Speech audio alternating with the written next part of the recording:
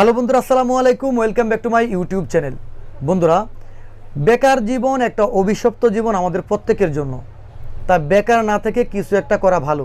বন্ধুরা, যারা বেকার আছেন, চাকরি খুঁজতেছেন, এই ভিডিওটা তাদের জন্য। আজকের এই ভিডিওতে বন্ধুরা, গার্মেন্টসে কোয়ালিটিতে চাকরি নিতে গেলে কি কি প্রশ্ন করা হয়, অর্থাৎ কোয়ালিটি ইন্টারভিউতে কি কি প্রশ্ন করা হয়, সেগুলো কিভাবে অ্যান্সার দিবেন, আজকের এই ভিডিওতে আমি A to Z ধারণা দিয়ে দেব।